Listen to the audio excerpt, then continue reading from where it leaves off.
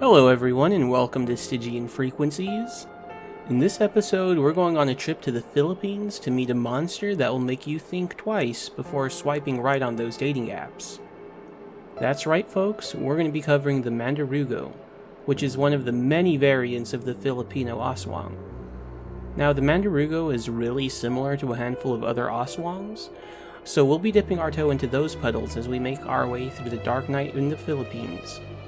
And so without further ado, the story of the Mandurugo. Years ago in the south of Panay, there was a village where a wealthy merchant lived with his family.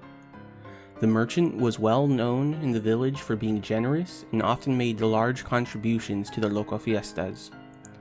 His wife was a beauty who helped around the village however she could, and their son was beloved by all. The village often came together around the merchant's family for celebrations and respected them greatly. Over the years, the merchant and his wife saw their son grow into a strong young man who, like his parents, did what he could for the good of those around him. He began helping his father more at work and was admired by many of the young women in the village. Regardless of the attention, he did not marry, instead choosing to help his aging parents. That is, until the day when he came across a stranger struggling with a cart that had become stuck on the edge of the village. The son was taken aback by the beauty of the woman, who had long dark hair and a fair complexion. He helped free her cart and push it into the village, and after a conversation with the woman convinced her to stay the night at the merchant's house. The merchant and his wife took to the stranger quickly, happy to see their son had found someone who interested him, along with the prospect of grandchildren. The following day, the woman helped the merchant's wife around the house in payment for her stay. This continued for weeks, which turned into months, before the woman and the son decided to get married. The whole village came together to celebrate the son's new wife and the new addition to the village. As months passed, the merchant's wife became ill, and was no longer able to help around the village as she had before. Instead, the son's wife began helping around the village just as the son began taking over more responsibilities from his father. After a handful of months, the merchant's wife passed away in her sleep. Heartbroken, the merchant and the villagers began to grieve the loss. At this point, the merchant himself left the majority of the work to his son and seemed to fade without his wife by his side or his work to keep him busy. It was only 1 month after the death of his wife that the merchant himself died. While mourning the new loss, many of the village said that the merchant must have died from a broken heart. The son, devastated by the loss of both of his parents, fell into a depression, and the once prosperous family business began to fail. The son was seen less and less by the villagers over time, only hearing of his worsening state from his wife as she continued to help around the village. One evening, a handful of villagers decided that they would help cheer the mourning son by surprising him with a large dinner at his house. They made their way from all around the village to his house with piles of food and plenty of drink. When they arrived at the merchant's house, they found no lights in the window and no answer at the door. Fearing that something might have happened to the son and his wife, a villager entered the house and went from room to room in search of the couple. What greeted the villager in the son's room was a monstrous form with large claws and sharp teeth, crouched over the still body of the son.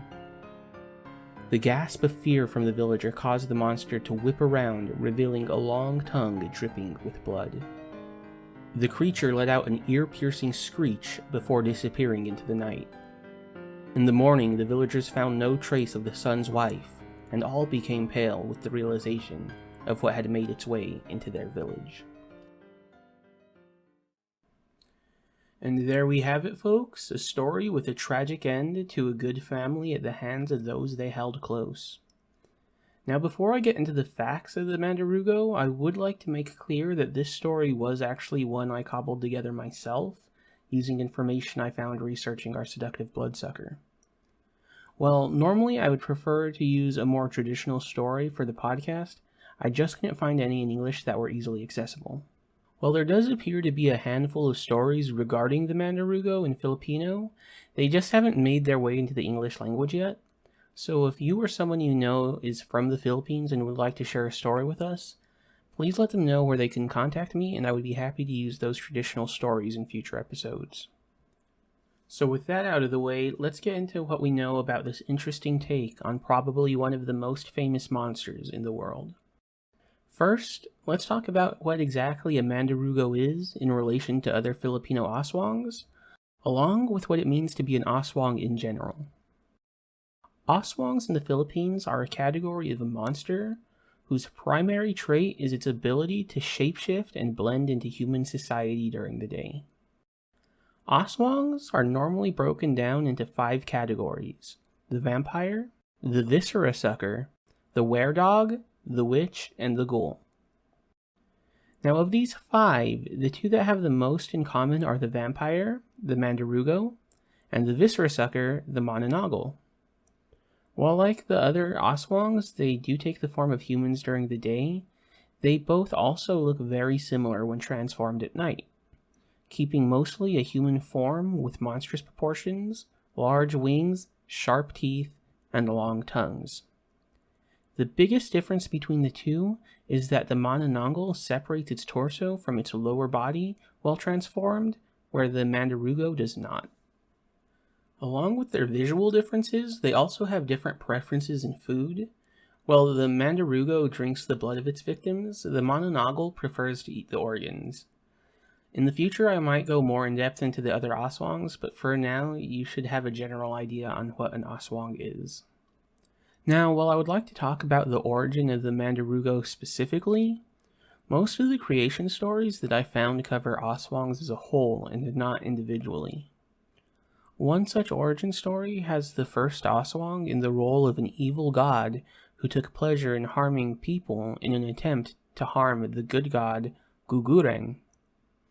Other stories tell that the aswangs were once good and lived in harmony with humans, until one tasted human blood while trying to suck a large splinter from under the nail of a human friend, causing it to go insane and eat human flesh. So while the Mandurugo started as a story passed on verbally by the local people of the Philippines, they were later written about in the 16th century by Spanish explorers. That being said, when it comes to the writings on the Mandurugo, there are piles of horror, fantasy, and adventure books that talk about them. They even persist in current media through movies, shows, plays, and even video games. However, even with the variety of media options that feature the Mandurugo, I sadly ran into a wall trying to find older writings about them. Now, the Mandurugo, while scary, is not particularly resilient in comparison to its Western relatives. Though it can walk under the sun and has fierce weapons in the form of its claws and teeth, killing one does not require more than a knife to the stomach. Of course, being close enough to do this often proves fatal, and as there is no way of discerning whether someone you know might be a Mandurugo, it is said that if suspicious, it is best to sleep with a knife under your pillow in the hope of waking in time to stab it before it feeds. One of the things I find most interesting about the Mandurugo is the way that it hunts. While in my story the Mandurugo fed on her husband and his family, not all do so. Some marry into a family and use the house as a base while feeding on people from other villages. It's like this that a Mandurugo can survive and kill for long periods of time without being found out.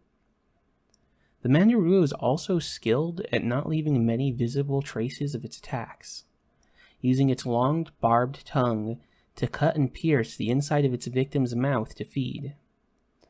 Oftentimes, the only clues that are visible of a Mandurugo feeding is the victims becoming more and more gaunt as the feeding persists. Many people believe that creatures like the Mandurugo were ways to explain sudden deaths in villages that could not be explained at the time, and were often used to encourage villagers to marry people within their own village to prevent the introduction of malevolent forces into their families. So, while some monsters are cloaked in shadow and only appear at night, remember there are also those that you invite into your house yourself during the day.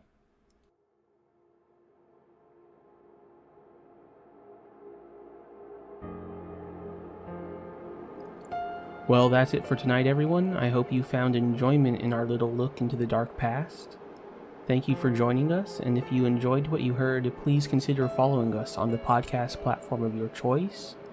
And if you have any suggestions for future episodes, or if you just want to keep in contact, please consider following us on our Facebook, Twitter, and Instagram at STGN Frequencies. And in the meantime, we'll see you in the airwaves.